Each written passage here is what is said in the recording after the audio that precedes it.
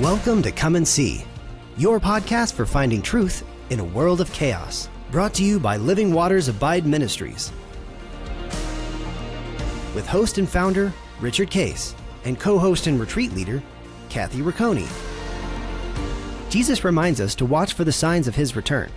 Today, we will explore further what we are seeing in our times that line up with what signs he said would indicate the potential of the end and his return.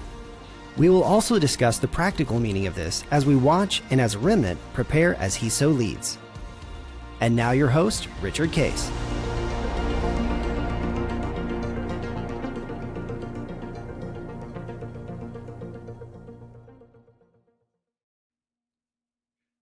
Well, good morning, everybody. This is End Times Friday, and we're with our good friend Eric, who's right now in Jerusalem, in Israel. And the update, as we all know, this will be airing, in a couple of weeks, but the supposed ceasefire was signed by Iran and Trump.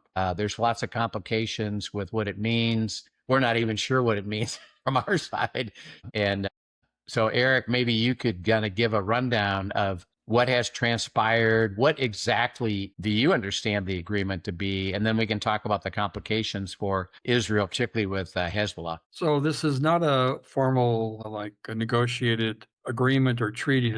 They call it a memorandum of understanding, which those of us from the business world know that is a very typical, it's like a letter of intent rather than a formal agreement. And I think the overwhelming opinion from most everybody here in Israel for sure, and anybody in the political spectrum of both U.S. and Europe, I would say, would view this as an overall loss for the Trump administration, the way the agreement is structured. It theoretically is supposed to open up the Strait of Hormuz to full traffic, unfettered traffic, and the United States releases this blockade of the ports in Iran. There is some money being released from that's been restricted and held back against Iran. What I read is like $12 billion, and it could be as much as $12 billion over the course of the 2-month period of a memorandum of understanding. And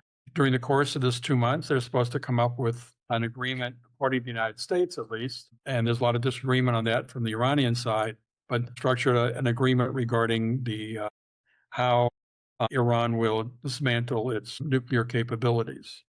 Okay. That's the expectation that the United States has positioned itself and rationalized this memorandum of understanding on the basis of coming to some agreement on the nuclear program. All the other things that were expressed as goals of the war, things like limiting their ability with missiles and then reducing the proxies. There was talk about regime change, but I think that was never a possibility anyway. And the other two items are not even being discussed. So, and there are 14 points. I just don't remember them all. And the initial sort of handshaking and was supposed to happen in Switzerland, which it did. From everything I could tell, J.D. Vance, Vice President J.D. Vance, who was leading these negotiations, was probably didn't show it, but he was publicly insulted by the Iranians. There was supposed to be meet, greet, handshake, and picture session with everybody together. And the Iranians not only didn't greet the Americans, but they refused to sit in a picture. The senior people in the delegations, that is Vice President Vance, and the leadership of the Iranian delegation returned to their home countries, leaving, so quote unquote, technocrats were negotiating the details. And the United States claims that as a part of this memorandum of understanding, that Iran is opening up all of its facilities to inspection immediately by the International Atomic Energy Commission Association, but it's not clear the Iranians have agreed. And that was an inherent part of the JCPOA that was negotiated by Obama.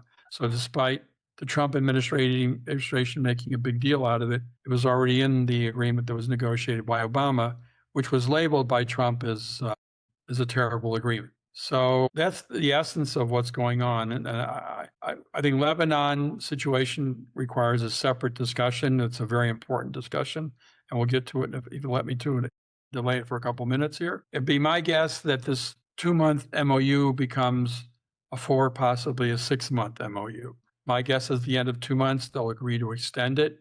Knowing the Iranians, they will condition extending it on getting more money. And knowing the Americans, at least the Trump administration, they'll comply. As crazy as it sounds, but that's my guess of what would happen. And then they'll try to extend it for another 2 months. And then the Americans will have their November election. And from everything I can tell, this agreement is hurting the Republican Party and Trump administration in the polls. So I don't know what impact it will have quite yet on the November elections, but it might have been. I mean, President Trump claims that if it would have gone on the way it was, there would have been an economic implosion around the world. Maybe I don't know enough to be able to say that's true or not. It seemed to me that for the time being, despite the blocking of the Strait of Hormuz, that the world economy was doing okay. It wasn't on like full rocket thrusters, but it was going along okay.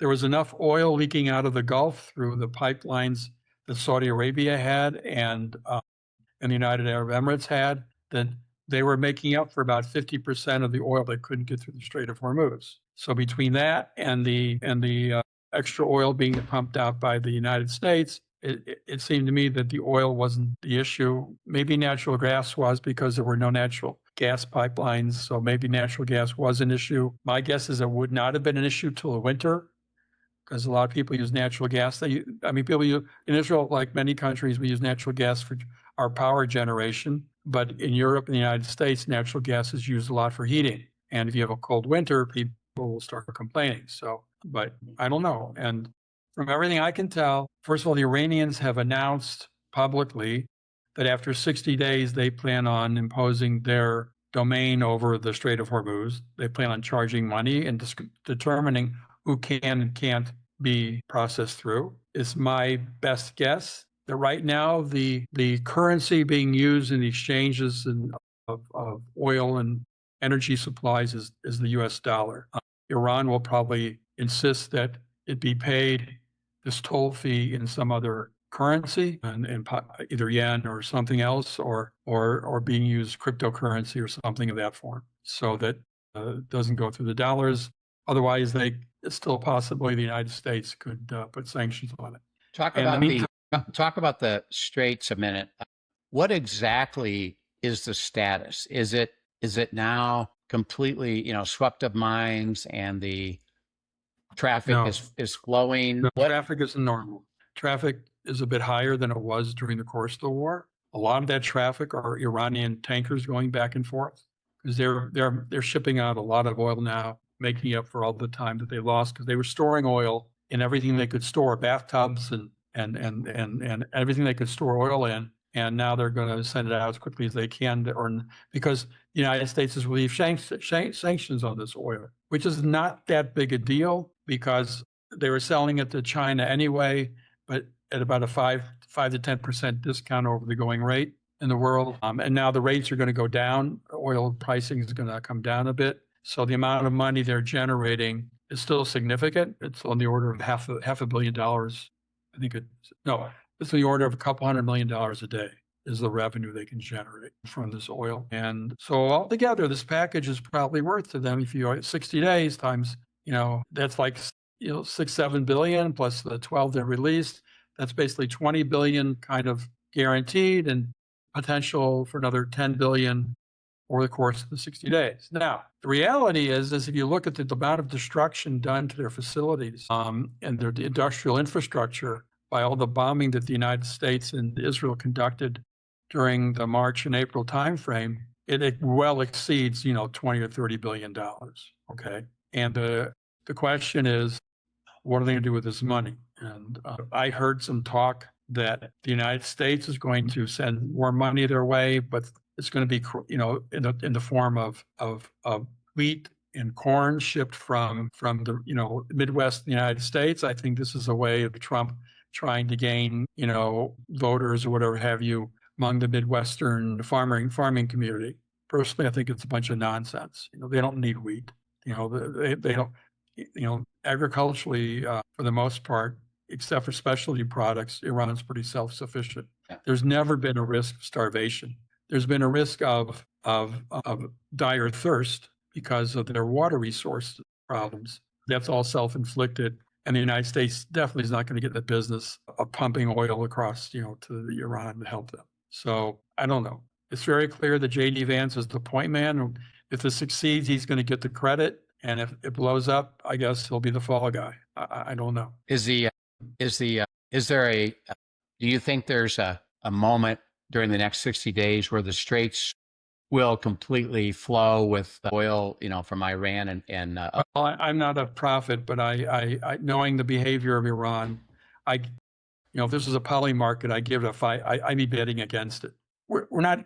They're going to be restricting the flow between over the 60-day period, and the United States is, Trump administration is not going to say a word about it, okay? Because they're going to get away with it, and they're going to get away with a lot, and because the Trump administration is quite clear that, they agreed to things that are just. I think the Iranians were never expecting the United States to agree to half the stuff they agreed to. I think that's been personally, I think that's been a huge flaw in both the way the Obama administration and the Trump administration have conducted these discussions with Iran. So the Obama administration loaded up with diplomats, professional diplomats, some of whom had some experience in the Middle East, most of them did not. And you're negotiating in the Mideast Bazaar, okay? And I've done this living here in Israel, and it is a different experience than anything you see or do in the United States. You go into the shuk, in the Arab sector of Jerusalem, you see a rug you love, okay? So you go sit down with the owner and you point to the rug, and you have to compliment the guy on how beautiful the rug is. And then you start discussing, he said, let's have coffee. So you have coffee with the guy.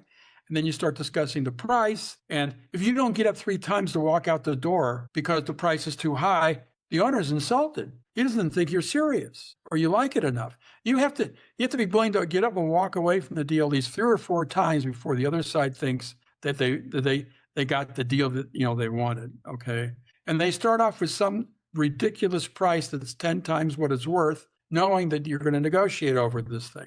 And it's just a different way of doing things. So, and the Trump administration's got real estate guys negotiating, and a vice president who's probably never, I don't know maybe he negotiated the purchase of his house. I don't know what else he negotiated. I don't see any evidence he has any negotiating experience. And these are the guys, and both Kushner and Vidikoff have financial interest in Qatar, who is a principal in all of this. So this thing is just, someday someone's going to do, a 60 Minutes episode or a full investigation on the principles of the people who were involved in this and what motivations they had to do this deal and what the financial consequences behind the door and under the table and in cryptocurrency, all this was taking place while these negotiations are going on. Okay. So that's not, for me, I don't, I don't have those skills. Is the response from the United States is,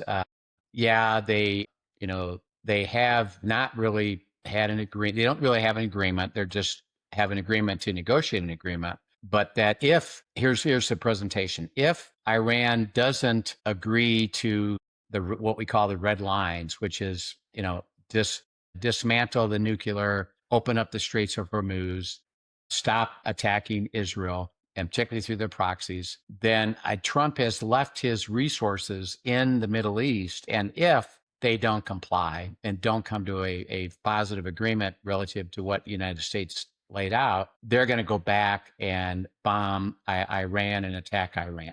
That's the argument that, this is a legitimate process, and the threat is still there because they're not going to take away that threat. Well, okay. So what's going to change so first of all, let's be clear. Iran is not going to agree to give up its nuclear program. It never has, and it never will. Even when it signed the JCPOA, there was a time lapse. In fact, if the JCPOA had never been broken by Trump, right now, Iran would be able to, without anyone saying a word, build a nuclear weapon and no one could stop it. Right. Okay? Because the terms of that agreement expired either this year or next year. 10 years. Yeah.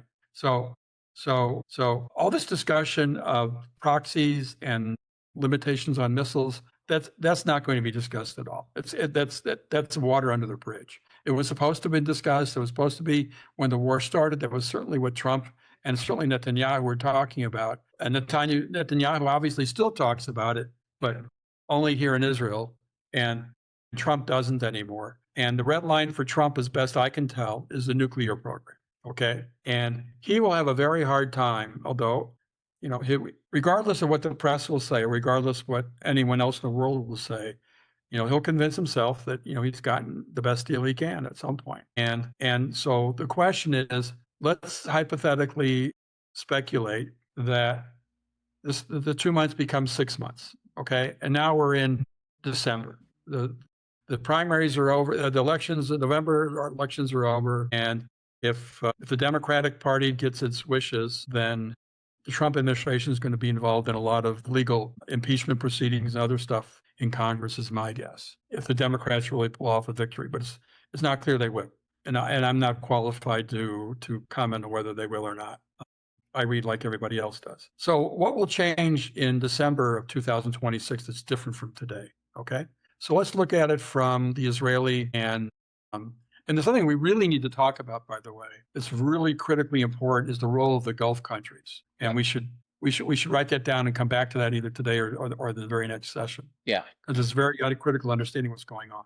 So what's going to be different? Well, we're going to have increased our stockpile of defense missiles and interceptors a bit more than they were before. So the United States can do a better job protecting the Gulf countries and their bases in the Gulf. And Israel can do a better job protecting itself, although it was doing a pretty good job anyway. And what else will change? Oil prices will have stabilized. Maybe countries can have rebuilt up their reserves a bit more. Maybe the United States can build up its reserves again. I don't know. My guess is the Hormuz Straits will not open that much to let it go up that much, but we'll see. I don't know. And what else will change? And the elections will be behind the administration, so it'll be a lame duck. And I guess, presidents can do all kinds of things during that period that they couldn't do otherwise. So for the United States to go back into a kinetic war mode, I think it's going to require the agreement of most of the Gulf states. Okay. One of the reasons that the United States could not open up the Strait of Hormuz in what President Trump called Operation Freedom, I think it was, Right.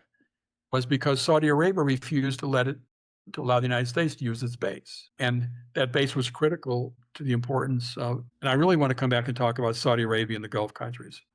And so I'm sure that the CENTCOM figured out, well, I don't see how we're going to be able to conduct this mission without using that base. So it's a big if. Will the Gulf countries change their view on things come December? I don't see it. They have now convinced themselves that Iran is the regional power of the Middle East, and they're all trying to find ways to accommodate Iran. Even the Emiratis are now talking with Iran, about money, and they're all finding ways to bribe them, because this money counts. And so Qatar already shuffled a lot of money to Iran under the table, and the other countries are likely to do the same, because unless the United States is really going to assert itself and protect these countries, they're not going to. They're going to resign themselves to Iran being the hegemon in the region, and that seems to be the track they're on. So why did they conclude that? Because just Iran is so intransient in what they're going to do, and they know that an agreement's not going to be made.